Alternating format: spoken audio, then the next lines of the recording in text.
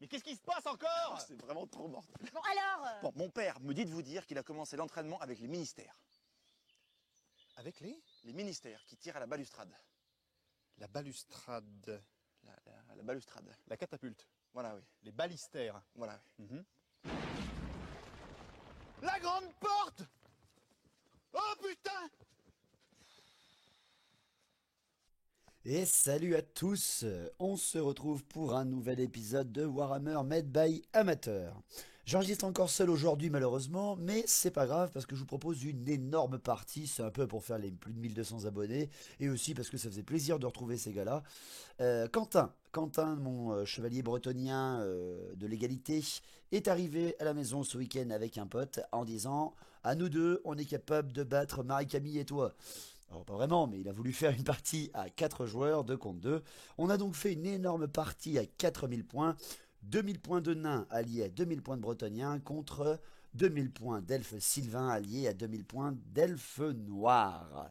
Ouais, on a fait les bâtards. Donc véritablement une armée basés sur la résistance des nains et la rapidité et la résistance des bretoniens, d'autres sur la maniabilité pure et la magie, les elfes bien entendu. Alors directement l'alliance des elfes, elfes noirs et elfes sylvains qui n'est possible que vraiment en dernier recours. On ne pouvait pas bénéficier, Marie et moi, du commandement du général de l'autre armée, de la grande bannière de l'autre armée, etc. etc. Donc les listes d'armées pour tout ça. Alors bon, Quentin m'a fait le plaisir voilà, de me ramener sa superbe armée bretonienne de Bastogne qu'il a repeinte encore une fois, qu'il a soclée également, absolument superbe. C'est pour ça aussi un peu qu'il voulait faire une grosse partie, c'est qu'il voulait sortir le plus possible. Il a donc pris en général une prophétesse de la vie sur Pégase, avec une invulnérable de 4+. Elle a d'ailleurs eu l'éveil du bois, la vigueur de printemps, elle a eu les racines de la vigne et les êtres du dessous, donc déjà c'était pas super pour moi. Il a pris ensuite le calice avec elle, un parchemin de dissipation et le talisman de préservation pour être bien protégé. En héros, il a pris une damoiselle montée de la bête qui a eu le primaire de la bête et il a eu également le miroir d'argent et il a pris un grande bannière montée avec lance de cavalerie, bouclier, tout ce qui va bien pour aller taper dedans. En unité de base, 12 errants, superbe unité de chevaliers errants, intégralement de Montfort et de Bastogne. Il a pris 10 chevaliers du royaume état-major complet avec une bannière de Chalon. Et il a mis 10 archers avec des bras zéro pour avoir des attaques enflammées, ce qu'il faut absolument quand affronte de l'elfe sylvain. Il avait pris également 9 chevaliers de la quête, état-major complet, une bannière enflammée, donc vraiment de quoi taper. Il a sorti ses 5 Pégases, bien évidemment. Il a mis également, je sais pas si j'ai parlé de ses 20 archers, oui j'ai dû en parler. Il a mis également ses 2 trébuchets pour abattre de l'homme arbre ou du Charybdis et de l'hydre. Une armée à 2000 points de bretoniens qui fait bien peur. Et en plus, elle est alliée à des nains. Et si elle est alliée à des nains, eh ben c'est toujours assez classique. Alors, Vincent découvrait le jeu, véritablement, il a donc utilisé une de mes listes d'armées basée et classique, qui, bien sûr, avec l'aide de Quentin, est devenue méchante. Il est basé sur un roi nain avec bouclier, plus une attaque et la force multipliée par 2 s'il frappe de l'endurance de 5 ou plus. Et il a une invulnérable de 4+, également. En héros, il a pris un ingénieur avec arquebuse et un tas de grande bannière bouclier avec une rune de stoïcisme, dégueulasse. En unité de base, 19 guerriers nains avec étendard musicien, bouclier et chef, et 20 longues barbes, état-major complet avec armes lourdes. En unité spéciale, un canon avec la rune d'enflammé, bien entendu. 19 brise-fer, état-major complet, 24 marteliers, état-major complet, et en unité rare, un gyro-bombardier pour contrer un peu la rapidité des elfes, et 10 drakes de fer qui peuvent bouger et tirer. Voilà, ça c'est déjà 4000 points de nains bretoniens qui sont monstrueux. Et de notre côté, avec Marie-Camille, bon, voilà, quand Marie-Camille joue, elle veut gagner, ça c'est sûr. Et quand je joue avec elle, je ne veux pas qu'elle me marave la tronche parce que j'ai perdu à cause d'elle. Ou que je la fais perdre à cause de moi. Voilà. Donc on a pris une alliance d'elfes. Une alliance d'elfes, pour sa part, ces elfes noirs, elle s'est basée sur ce qu'elle connaissait et qu'elle savait que c'était puissant. Elle a pris une sorcière suprême sur coursier noir avec la cape du crépuscule et le niveau 4. Donc elle a choisi bien entendu le domaine du métal avec la peste oxydante, les écailles d'acier, l'ultime transmutation et la main de plomb. Donc déjà vraiment dégueulasse. Elle a pris en héros une matriarche grande bannière sur chaudreau de sang avec un cri de guerre et +2 en force. Et elle a pris, je lui avais conseillé, un assassin kénite avec plus une attaque et coup fatal. De quoi décalquer du nain comme du bretonien, absolument parfait. En unité de base, bien entendu, qu'elle a pris son socle de 25 furies avec la bannière perforante, et elle a pris 5 cavaliers noirs avec arbalète, bouclier et musicien, et 10 sombres traits avec musicien. En unité spéciale, elle a pris bien entendu les 25 exécuteurs de Arganeth avec étendard, musicien et chef, vraiment de quoi taper dans coup fatal dans du bretonien ou du nain. Et en unité rare, en unité spéciale, elle a pris également une balise faucheuse parce qu'elle n'avait jamais tenté. Et en unité rare, pour terminer, on a sorti les deux les deux groupes de 5 conjurateurs du feu maudit. On a été bâtards. De mon côté, en elfe sylvain, j'ai pris mon armée elfe sylvaine qui avait affronté les nains de mémoire. J'ai mis mon homme arbre vénérable niveau 3 de la vie, qui a eu les racines de la vigne, la vigueur du printemps, niveau 2. J'ai pris en héros une amadriade qui a eu les attributs dessous. J'ai pris également en héros un capitaine avec grêle de mort sur aigle, grande bannière. En unité de base, j'ai pris mes 40 dryades. Enfin mes 39 dryades exactement, 39 dryades avec 10 gardes sylvains avec les flèches pour pourfendre les forces de l'ordre en face. J'avais des flèches qui me permettaient d'avoir +1 pour blesser aux forces de l'ordre et d'être perforantes. C'est déjà très intéressant. En unité spéciale, j'ai sorti 5 sœurs de l'épine, cavalerie légère, magicienne, comme les conjurateurs, mais plus pour faire chier, surtout avec le Hanraïr, pour les Bretoniens c'est parfait. Et j'ai sorti mes 2 cavaliers Kurnus, mes deux régiments de 5 là aussi, pour avoir un peu de force offensive, malheureusement pas très bien protégés. Et pour terminer, en unité rare, j'ai sorti 2 fois 5 forestiers, donc 10 forestiers en groupe de 5, et un homme arbre, un homme arbre avec racine étrangleuse. Donc voilà, une armée bourrine, une armée fatale, une alliance d'elfes dégueulasse, très mobile, mais malheureusement après avec quasiment aucune force d'attaque pure. On n'avait que 3 régiments d'infanterie véritables, le reste c'était que de la petite cavalerie ou des petits régiments d'infanterie perdus. Contrairement à l'autre côté où il y avait des gros blocs, des cavaliers lourds, des trébuchets, du canon, enfin bref, de quoi s'occuper de nous. Donc pour le déploiement, on a fait un déploiement classique, un petit peu sans prétention, parce qu'il a fallu quand même poser 8000 points sur la table en tout. Donc du côté des humains et des nains, ils ont placé les chevaliers errants sur leur flanc gauche, les drakes de fer en plein à côté de la ruine, juste à côté. Il y avait les chevaliers errants avec la grande bannière avec eux, et les brise-fer tenaces avec la grande bannière naine, pas très loin.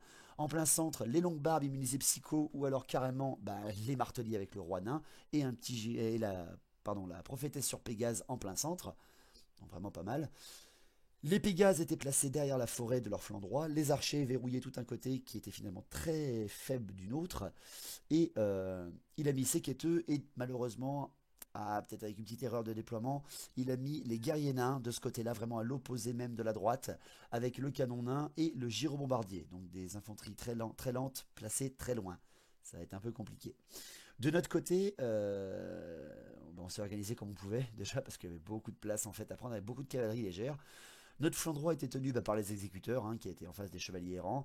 Les cavaliers noirs étaient devant les sombres traits pour utiliser après la rapidité de la cavalerie légère.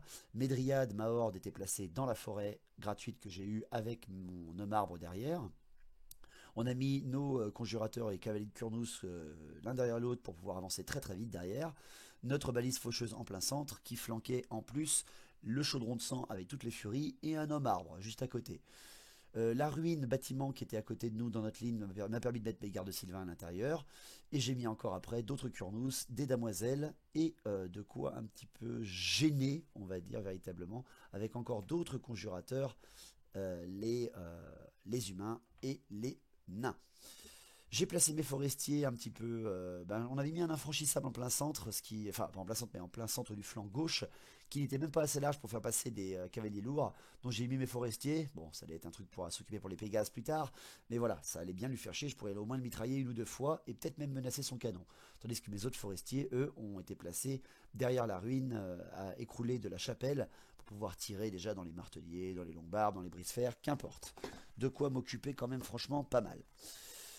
Pour les dernières avant-gardes avant qu'on commence, parce que oui, il y avait beaucoup d'avant-gardes, il n'a pas bougé ses Pégases, Quentin.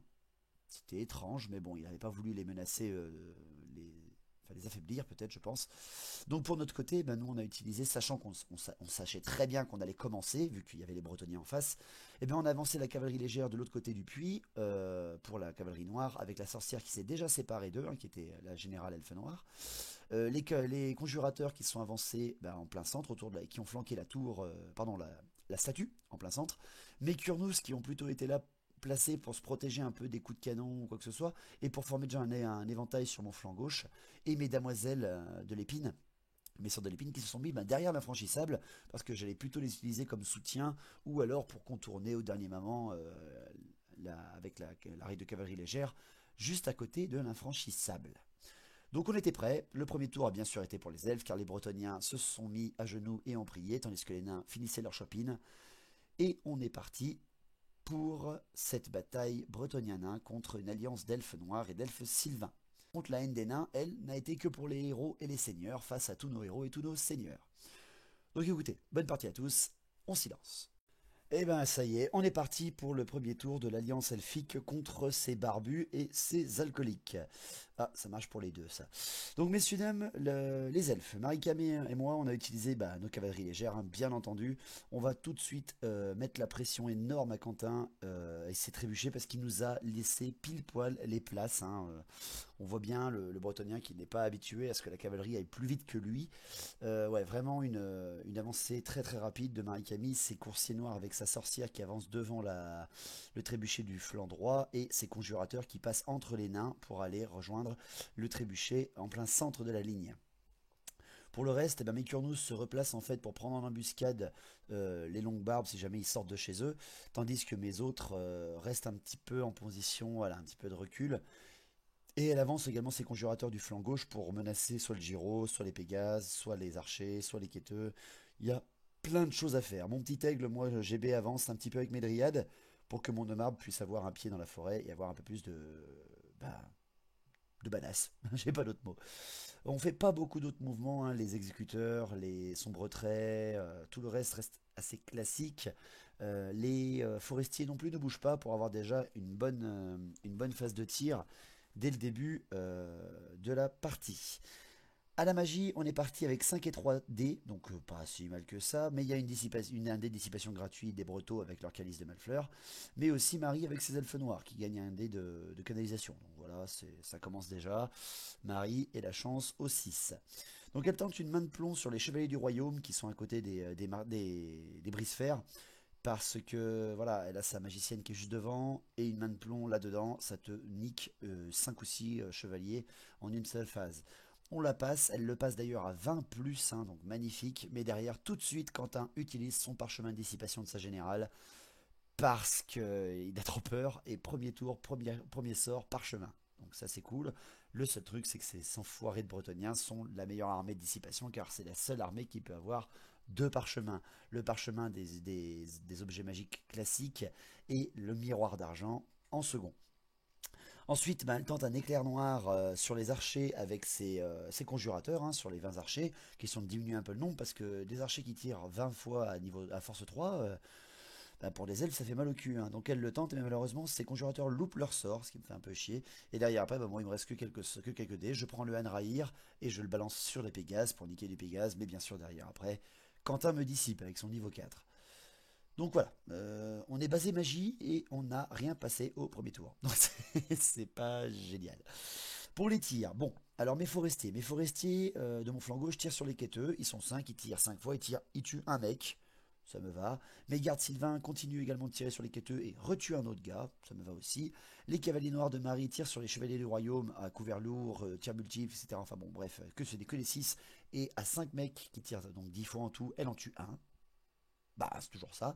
Et les sombres traits tirent sur le gros régiment de errants, arrivent à en niquer un aussi, tandis que pour finir, mes forestiers essaient de one-shotter la générale bretonienne que nos adversaires ont laissé un petit peu toute seule et isolée là, dans la pampa. Heureusement pour eux, je ne fais rien sur elle. En tout cas, vu que j'avais utilisé le one-shot sans sauvegarde d'armure, j'arrive à la blesser une fois, mais son invulnérable de 4+, est bien présente. Donc pas de corps à corps pour cette phase. Pour ce tour, pardon, mais quand même, là, ça met tout de suite le là. Nous n'avons quasiment rien fait, il n'y a que les tirs qui a enlevé quelques petites troupes en face, mais sachant qu'ils sont basés sur le domaine de la vie, ça va aller. Autant d'abord s'occuper des Bretoniens avant de taper dans les nains.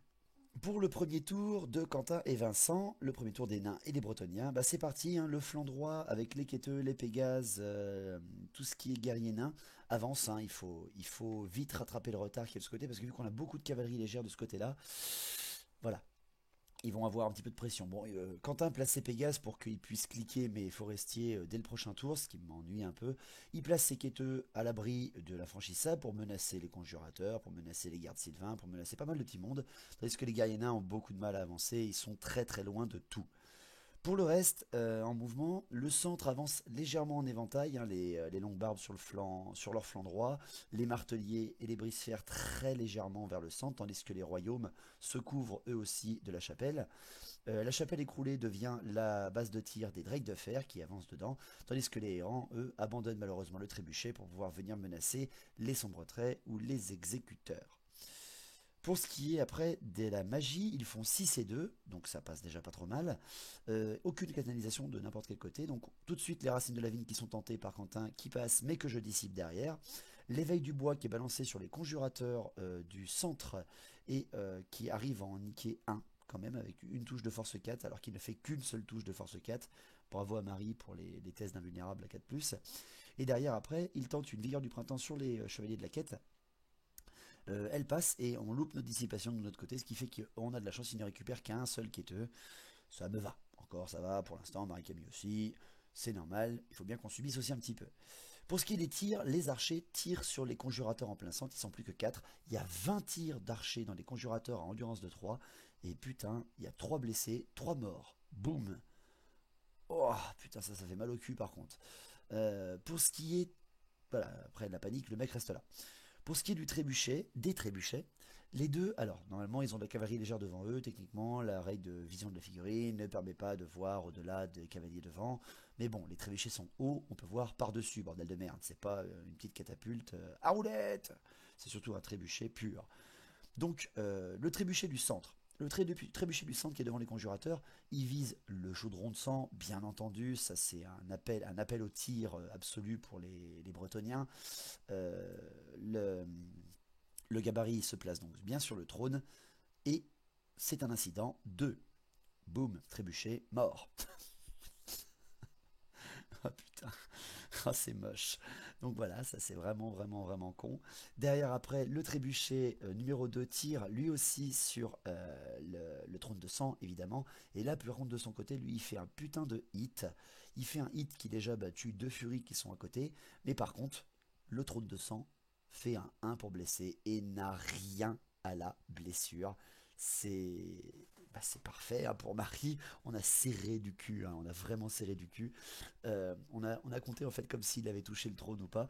On a loupé notre invulnérable derrière et on a voulu voir le nombre de PV qu'il lui enlevait. Si jamais il n'avait pas fait 1, eh ben, il lui enlevait 6 PV. Ils nous ont one-shoté le trône, les mecs, là, au premier tour. Donc on a vraiment eu de la chance. Marie a été le cul bordel de nouilles. Après, pour les derniers tirs, il restait le canon. Le canon, il y avait plein de choses à viser. Il y avait mon mec sur Grand Aigle, l'homme arbre vénérable caché dans les bois. Il y avait les conjurateurs, il y avait plein de trucs. Mais vu qu'ils avaient niqué assez de conjurateurs, ils voyaient mon homme arbre qui flanquait les furies. Donc bien entendu, Vincent a tenté. Alors je lui ai bien expliqué la règle du canon. Hein. Il avait déjà un petit peu essayé la veille avec Quentin. Il a fait un tir perfect sur mon homme arbre. Le canon a one-shoté l'homme arbre en un seul tir. Il m'a enlevé en tout 8 PV, vu que c'est de l'enflammé. Je suis inflammable, j'ai loupé bien sûr mon invulnérable de 6+, et j'ai vu mon homme arbre qui flanquait les furies mourir sans condition. Voilà. Aïe, ça fait très mal au cul. Mais bon, c'est le jeu, c'est la fin du premier tour. Ils nous ont one-shoté un homme arbre, ils nous ont presque tué tous les conjurateurs, enfin un des régiments des conjurateurs, qui ne s'est pas enfui, c'est toujours ça. Mais on a au moins survécu avec le trône. Bon, on va voir ce que ça va donner au tour 2. Le tour 2, la charge de la cavalerie légère bien sûr dans le trébuchet, évidemment, mais c'est la seule charge qui est faite à ce tour-là. Pour ce qui est après des mouvements, eh bien, la générale Elfe Noire, elle se replace hein, tout simplement, elle contourne un petit peu les ennemis, hein, elle se place derrière les royaumes, les conjurateurs également se placent derrière la ligne, les deux régiments de conjurateurs, tandis que moi, mes Kurnous se placent dans les trous de souris, hein, à chaque fois évidemment. Il m'a laissé un petit peu malheureusement de quoi manœuvrer. Mes Kurnous se mettent dans les bois pour menacer les longues barbes, tandis que mes sorts de l'épine contournent les quêteux et se placent devant les archers pour peut-être aller les charger ou ralentir les guerriers nains, je ne sais pas. En tout cas, surtout pour bloquer la vue du canon et ne pas me faire mitrailler la gueule juste après. Voilà, je place mes Curious derrière les marteliers également. Je menace vraiment l'arrière de sa ligne avec l'alliance des conjurateurs qui seront là plutôt en soutien. Voilà, tandis que le reste, les cavaliers légers qui ont chargé le trébuchet vont en venir à bout sans souci. Pour le reste, on n'avance rien. Les furies, les dryades, les exécuteurs, les sombres traits, rien ne bouge, même pas mon mec avec grêle de mort. Grande bannière. Pour la magie on fait 6 et 2 et il y a une canalisation chez les Bretoniens grâce au calice, bien entendu. Alors, on fait un éclair noir pardon, sur la générale bretonienne. La générale bretonienne reçoit un éclair noir dans la gueule. Alors par contre, Marie-Kem le réussit avec un irrésistible, ce qui lui fait perdre 2 conjurateurs dans le régiment de 5. Putain quoi, je crois qu'elle a passé aucune invulnérable 4+, sur les conjurateurs, en tout cas jusqu'à ce moment-là. C'était dégueulasse. Tandis que de l'autre côté, après, avec l'énorme résistance magique de la prophétesse sur Pégase, elle arrive quand même à lui arracher 2 PV, 2 petits PV sur la générale. Si jamais passé mon PV perdu avec mes forestiers, elle serait morte. Ça aurait vraiment été intéressant. Pour ce qui est après du reste, je tente à enrailler encore sur les Pégases, mais je suis dissipé derrière, et malheureusement on n'a plus assez de dés pour le reste, ce qui est assez dommage. Pour les tirs, mes forestiers, j'en ai pas parlé, mais ils sont déplacés juste un tout petit peu. Les forestiers sont déplacés en direction des chevaliers errants sur mon flanc droit, et ont reculé un peu pour pouvoir tirer sur les Pégases sur mon flanc gauche. Malheureusement, déjà c'est la baliste qui est importante pour les elfes noirs. J'en ai pas parlé au premier tour parce qu'elle a loupé son premier tir. Elle avait tenté un one-shot sur la prophétesse. Mais pour la deuxième, elle tente un tir multiple sur les marteliers. Et sur 6 tirs, Marie-Camille arrache 5 marteliers. Ce qui est vraiment à ne pas oublier. Ensuite, ces sombres traits qui sont enfin apportés tirent sur les errants. Et sur les chevaliers errants... Ah oui, ils font une blessure, mais derrière, il y a une invulnérable de 6+ de la dame, ce qui est assez con parce qu'on aurait bien voulu entamer un petit peu ce régiment de errants d'une façon plus correcte. Mes gardes Sylvain tirent sur la générale bretonienne et ne font rien, ça par contre ça me fait chier. Mes forestiers qui ont reculé sur les Pégases tirent et ne font rien. Par contre, mes forestiers qui sont 5 et qui sont déplacés sur les errants tirent 5 fois et font 3 morts. Ça par contre ça fait super mal au cul. Mes damoiselles de l'épine tentent de tirer sur le canon mais n'arrivent à rien. Et pour finir, j'ai ma grande bannière. Ma grande bannière qui a sa grêle de mort. Je me dis allez, c'est le coup de tout pour le tout. Cette grêle de mort n'a jamais rien servi depuis que je joue mes elfes sylvains en V8. Je balance tout sur la générale bretonienne. Et là par contre la grêle de mort du grande bannière elfes sylvains sur la générale bretonienne. Je fais 14 tirs et je enlève le dernier PV de la générale bretonienne au tour 2. Waouh, ça par contre ça va vraiment faire chier l'alliance en face. Il ne leur reste plus qu'un petit mage niveau 1. Ça va être très pratique pour nous, basé magie derrière. Donc le corps à corps, est-ce qu'on va le faire vraiment ou pas? Les coursiers noirs qui affrontent le trébuchet est intégralement détruit et les coursiers noirs se reforment à la fin de notre tour 2 pour voir le dos soit des drakes de fer, des errants ou des royaumes. Le tour 2 des Bretoniens, par contre là c'est parti pour les charges, ils commencent à en avoir marre. Donc Quentin, à la charge, charge avec ses Pégases sur mes forestiers, je maintiens ma position et je tire, et malheureusement j'enlève qu'un seul PV et pas un Pégase entier, ce qui me fait bien chier, donc là mes forestiers sont morts. Il envoie également ses quêteux à la charge de mes gardes sylvains dans la ruine, et ça, oui, ça va faire mal. Bon, je maintiens ma position et je tire, et j'arrive à tuer quand même 2 chevaliers de la quête, ce qui est quand même intéressant à regarder. Tandis que les chevaliers errants tentent de charger les sombres traits. Et là, Marie-Cam se tâte, est-ce que je reste, est-ce que je tire, est-ce que je m'enfuis? Mais en bonne tactique elfe de Savonnette, elle a préféré s'enfuir avec ses sombres traits, tandis que derrière, Quentin a redirigé sur les exécuteurs ses chevaliers errants, mais malheureusement a loupé sa charge et n'a fait que avancer ses errants. Là, ça va être compliqué pour le reste de la bataille pour les errants, vu qu'ils ont quand même 25 exécuteurs en face et ils ne savent pas qu'il y a un assassin dedans. Donc pour le reste des mouvements, après les nains avancent, hein, les marteliers, les longues barbes, ils avancent, les brise-fer également, avec les royaumes qui sont bien protégés là dans le centre de la table, ce qui nous fait extrêmement peur de ces 3 régiments presque en full partie. Le giro-bombardier avance et survole en fait les Kurnous et les sœurs de bataille, et les sœurs de l'épine, pardon. Il lâche une bombe malheureusement qui loupe, mais c'est-à-dire qu'il loupe, qui dévie et qui ne fait rien. Mais par contre après la petite touche les sœurs, m'en touche 3 et par contre m'en font pas grand chose. Elle ne fait rien du tout en dégâts, et encore heureux, parce que sinon si je perds mes sœurs là à cause d'un gyro bombardier, ça me ferait un peu chier quand même. Pour le reste c'est la magie.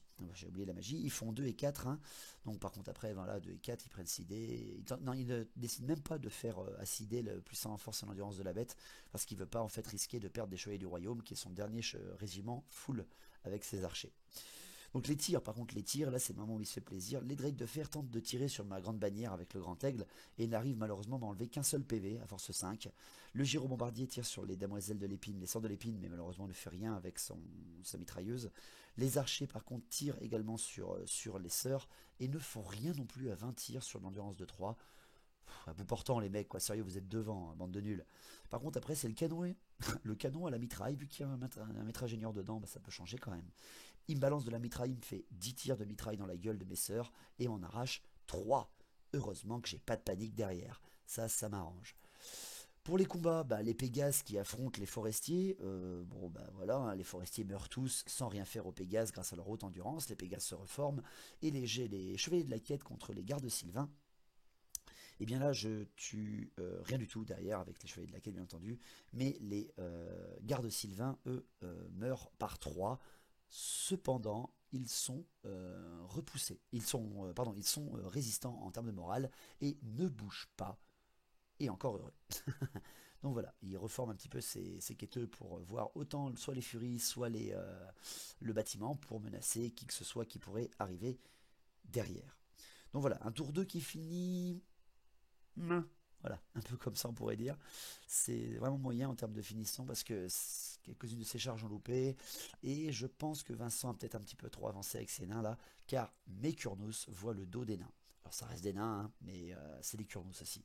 Donc on va voir ce que va donner le tour 3.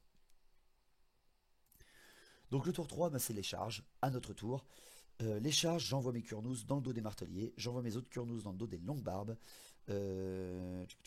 C'est Marie qui envoie aussi les exécuteurs dans le plein front des chevaliers errants, et nos 3 charges sont réussies.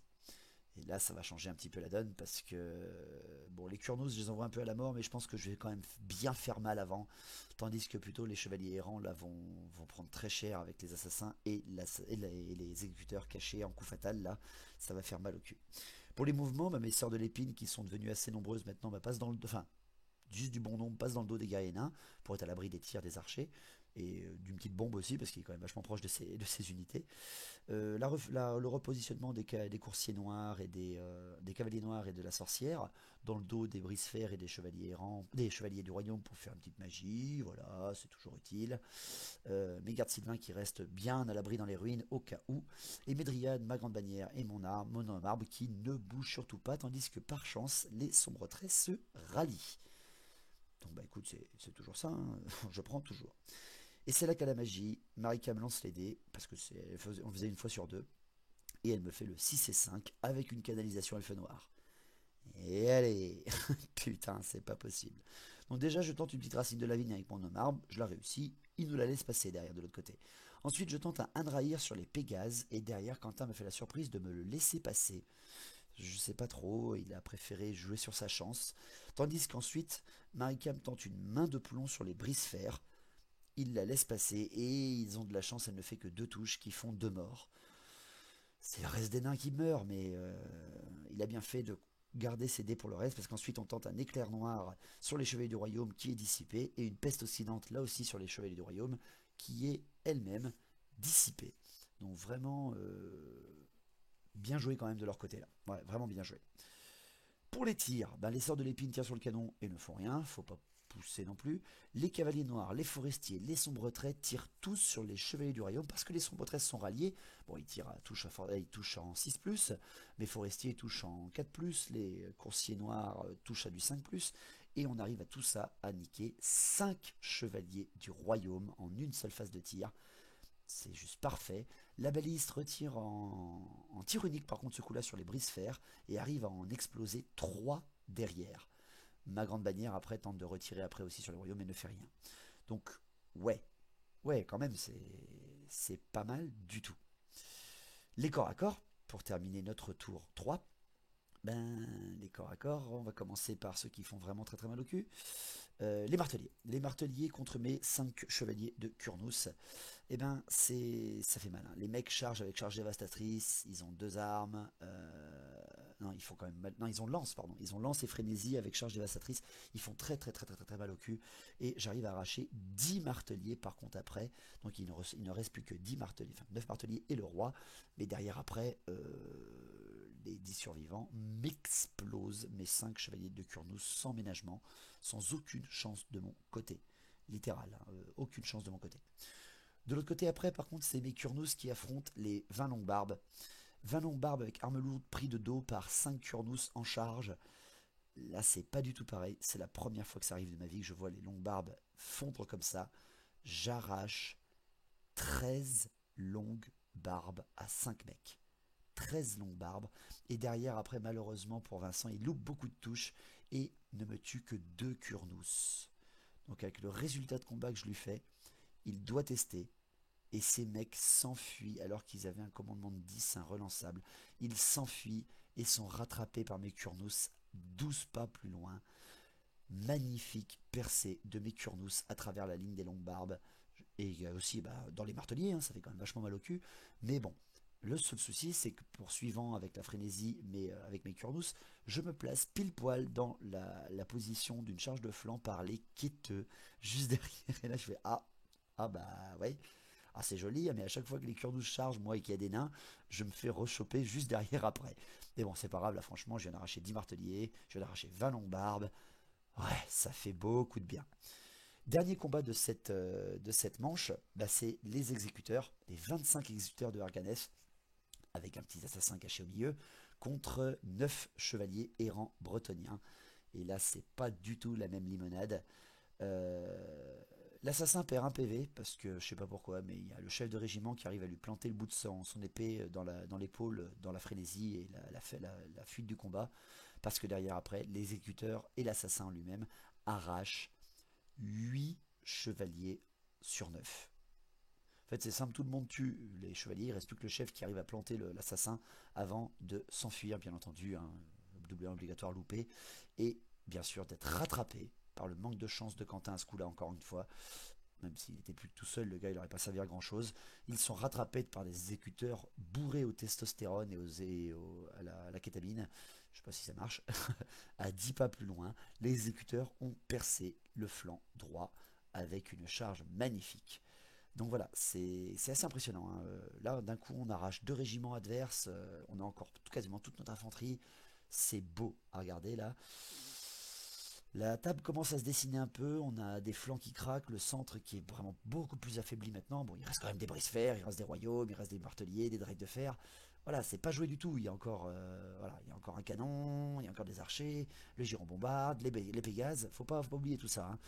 Nous, c'est notre cavalerie légère pour l'instant qui nous aide à le faire tourner en bourrique, tandis que notre infanterie vient juste de commencer le combat.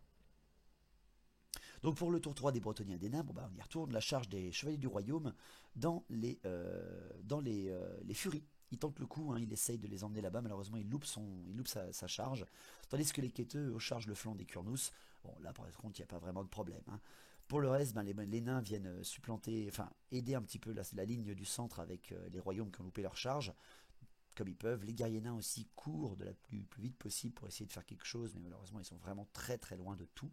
Les Pégases, eux, chargent sur les sœurs de bataille, les sœurs de l'épine. Oh, j'ai du mal. Les sœurs de l'épine, moi, écoute, je tente de m'enfuir. Il teste ce Hanraïr sur ses Pégases, il n'a rien. Et là, il me fait le double 6 sur la charge des Pégases qui me rattrape mes sœurs de l'épine et qui me les arrache et qui les fait justement passer derrière la ligne des archers.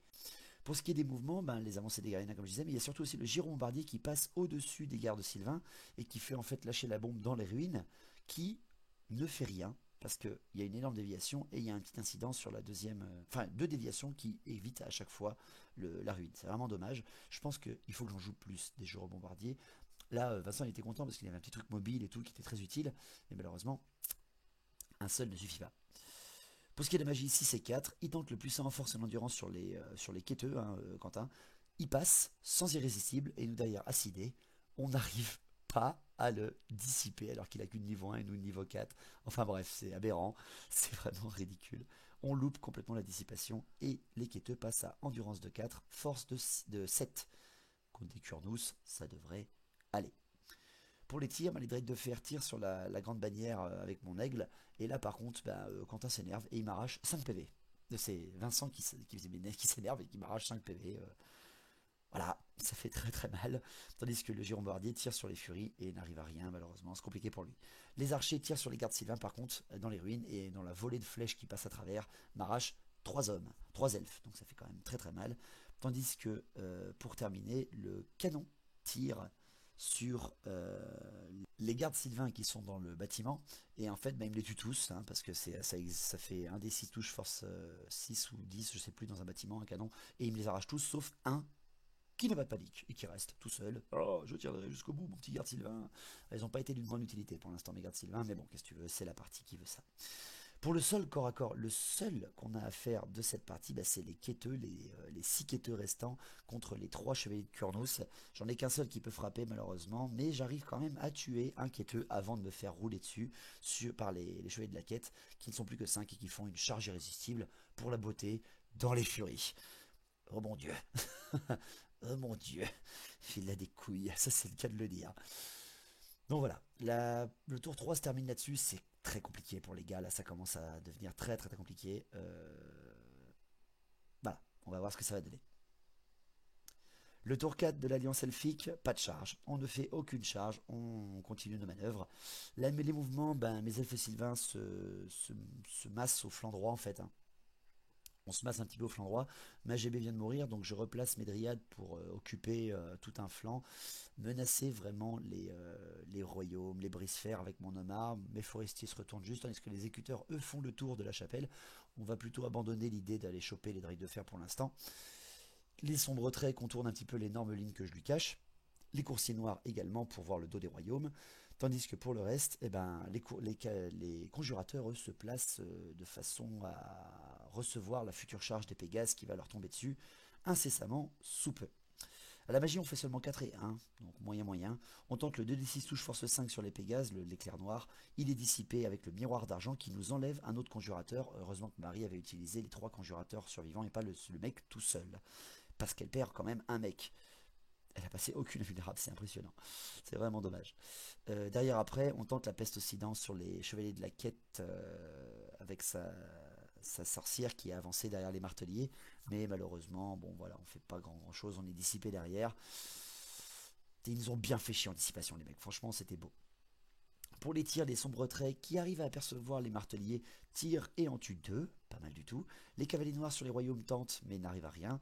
La baliste, elle, sur les marteliers tire en multiple et en tue encore 3 autres. Donc voilà, les mecs qui sont plus que 5, qui servent pas à grand chose maintenant.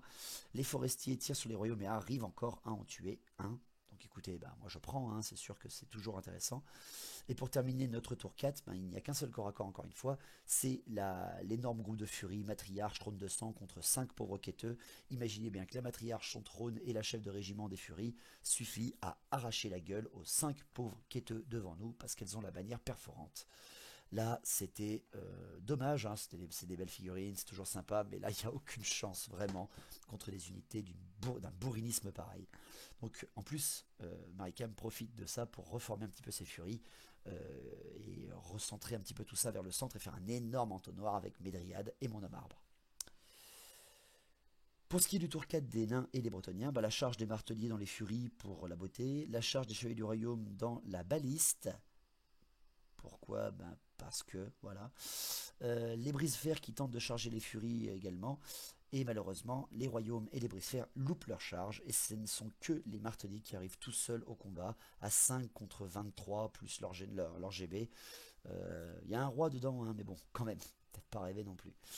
En mouvement, les Pégases qui, eux, protègent les archers et viennent vraiment nous mettre... ils ne voyaient pas encore les conjurateurs, mais ils viennent vraiment nous bloquer complètement les conjurateurs à cet endroit-là. Au prochain tour, ils vont crever. Les guerriers nains continuent d'avancer vers le centre, mais bon, elles sont 20 et ils vont pas servir à grand-chose malheureusement. Tandis que le girombardier passe par-dessus la générale Elfe Noire pour la menacer quand même. Nous balance encore une bombe et ne fait rien à cause d'une déviation trop importante. C'est vraiment dommage parce que franchement ça aurait été très très très utile que le girombardier aurait pu en tout cas se monopoliser un peu plus. À la magie, ils font encore 6 et 2. Ils dissipent notre racine de la vigne avec 3D et Quentin nous fait un superbe triple 1. Donc ils loupent de dissiper notre racine de la vigne qu'ils n'avaient pas pensé au tour d'avant. Donc c'est parfait pour nous.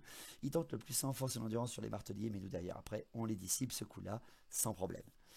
Pour les tirs, les archers tirent sur mon garde Sylvain survivant et arrivent à tuer mon garde Sylvain.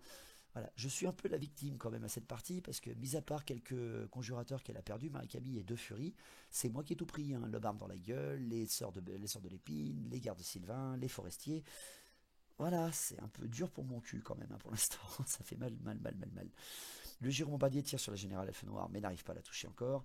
Les drakes de fer tirent sur les forestiers et m'en tuent un. Et le canon, s'il vous plaît, voit la générale Elfe Noire. Et ça, on l'avait pas vu du tout avec Marie-Camille. Le canon se place parfaitement. Vincent a très bien compris le principe du canon. Il lance son dé, fait un incident, il est avec un maître ingénieur, il relance son dé et il refait un incident, et il fait un incident 1. Le canon explose.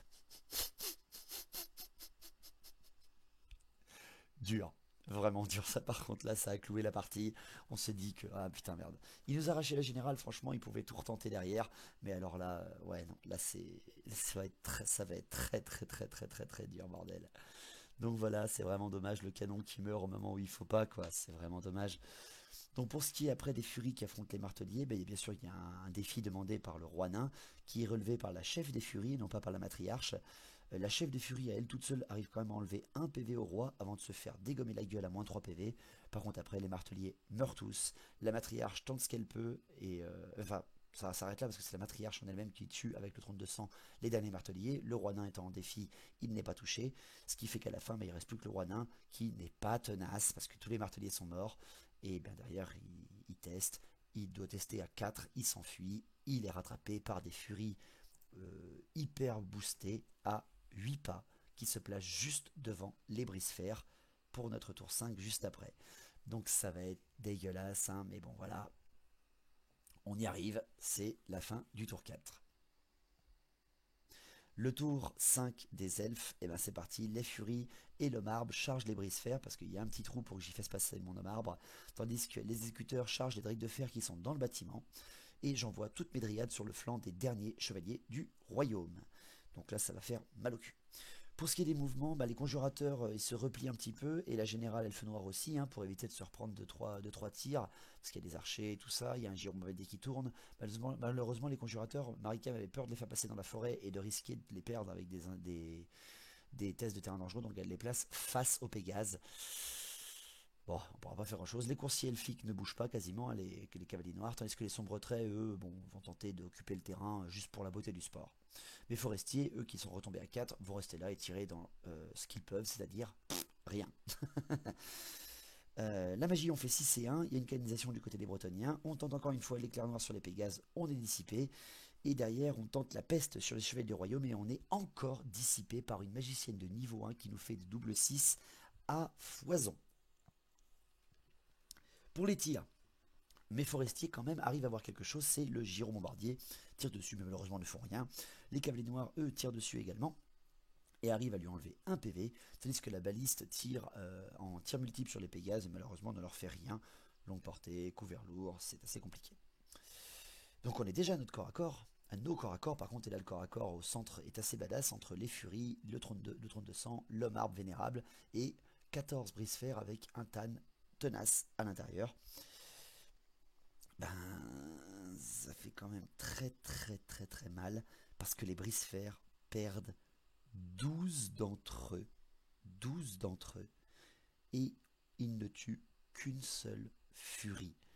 Mai Camille réussit les tests d'invulnérabilité à cause du trône de sang de ses furies sans problème, tandis qu'elle arrache un nombre de brise-fer avec la bannière perforante, faut pas l'oublier, incalculable, tandis que Monobarbe il ne fait rien, aucune attaque ne touche, aucun piétinement furieux ne tue, c'est impressionnant, mais les brise-fer tenaces, même s'ils ne sont plus que 3 je crois ou 2 avec le Tan, restent au combat d'une façon magnifique.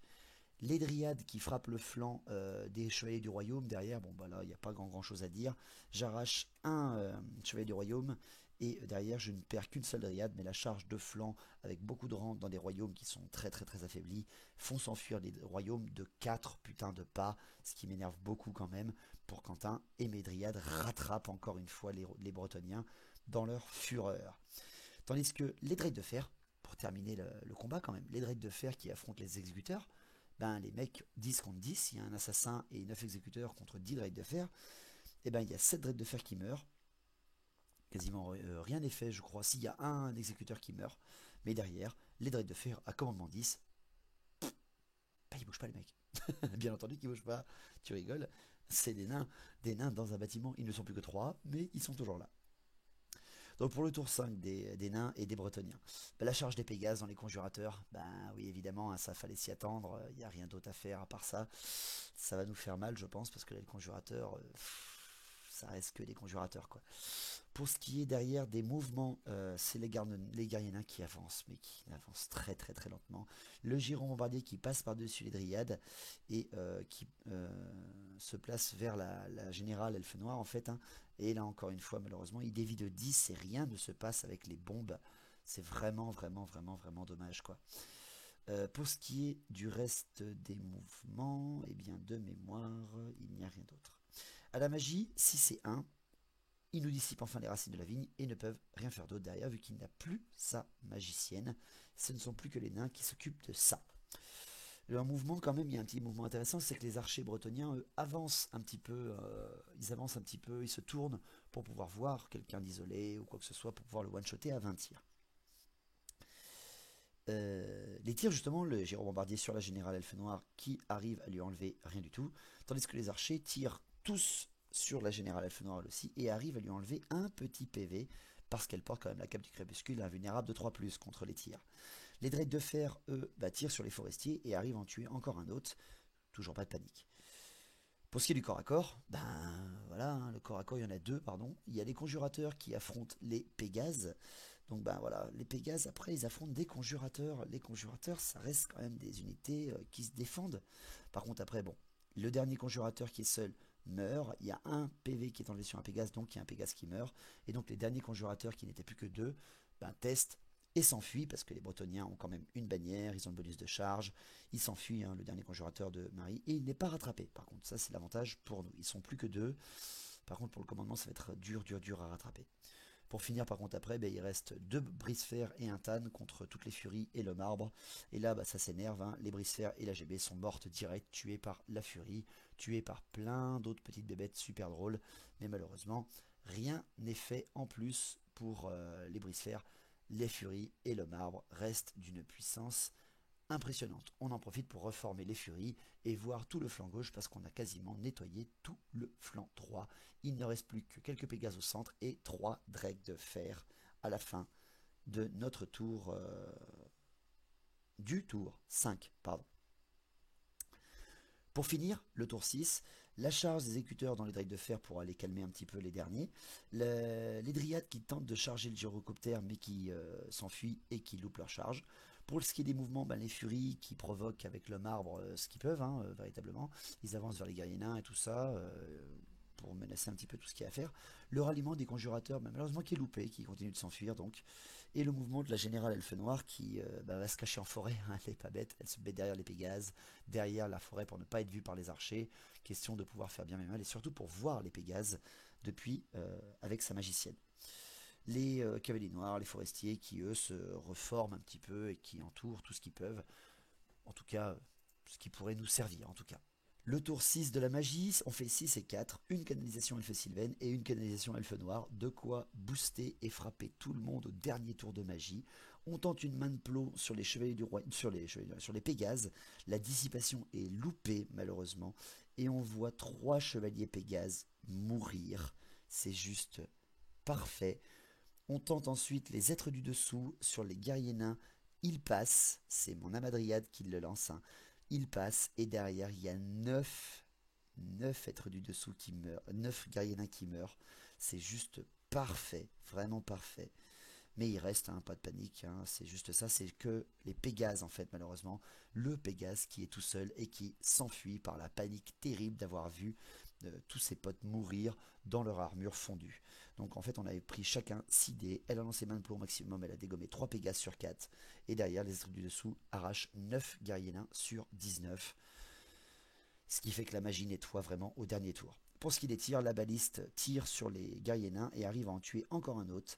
Tandis qu'au corps à corps, les exécuteurs contre les Drake de fer, il n'y a que 2 Drake de fer qui meurent et un exécuteur tué. Et le dernier Drake de fer tient la barricade tout seul face à l'assassin sans problème. Donc pour le dernier tour des nains et des bretoniens, malheureusement il n'y a plus rien à faire, hein, véritablement. Il survole la magie, il fait aucune charge bien entendu. Enfin, il tente de charger avec ses guerriers nains dans les furies, mais il se loupe malheureusement, donc ça clôture véritablement le jeu, hein, quasiment. Le Géraud Bombardier passe par-dessus la générale Elfe Noire et arrive à lui enlever quand même un petit PV, mais à ne pas la tuer. C'est vraiment moche, vraiment au dernier tour, hein, c'est vraiment dommage. On aurait pu faire un truc super badass à la fin. Les archers balancent tout ce qu'ils peuvent après. Alors la magie, rien n'est fait bien entendu. Pour ce qui est des tirs, les Drake de fer tirent dans les forestiers et malheureusement le Drake de fer ne fait rien. Tandis que les archers balancent tout ce qu'ils peuvent dans les furies et arrivent par contre à en enlever 5. Donc c'est quand même pas mal, mais bon, elles sont frénétiques. Aucune panique, il n'y a pas de corps à corps à la fin du tour 6. Et c'est ainsi que se termine la partie. L'axe de combat a changé à 90 degrés. Il ne reste plus qu'un Drake de fer en sniper à l'intérieur des ruines que les exécuteurs n'arrivent pas à choper. Il est trop petit et trop barricadé.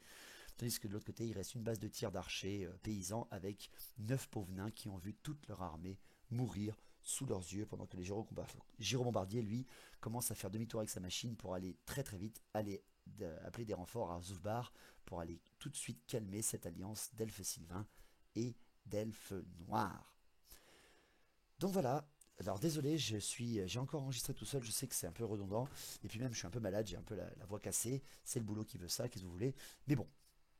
Je remercie Quentin, je remercie Vincent. On avait une ambiance de malade entre le joueur bretonien qui disait la tactique, Vincent, chargez, tandis que tu avais l'autre qui gueulait restez, tenir. Enfin bref, c'était super drôle, on a bien rigolé. Marie-Cam et moi montrons quand même que quand on gère nos elfes, on fait mal, hein, on fait vraiment mal. On va peut-être retenter des parties comme ça là, à 4000 points. Ça faisait longtemps qu'on n'avait pas sorti autant de figurines, en espérant qu'on ne s'est pas trop gouré dans les règles, etc. Voilà, on a commencé à 2h, on a fini à 22h, donc voilà, excusez-nous. J'espère que tout va bien pour vous, que c'est les vacances, profitez parce qu'il reste plus que quelques semaines je crois bien, hein, pour la rentrée se fait sentir, et moi ça veut dire les vacances dans un petit mois et demi, vivement. Donc voilà, en espérant que ce sniper Drake de fer et que ces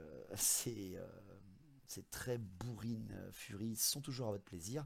Alors Vincent a déclaré en unité du match son canon nain quand même, hein, qui a fait pas mal de dégâts dans les sortes de l'épine, dans le marbre, les Drake de fer aussi pour avoir tenu la chapelle jusqu'à la fin.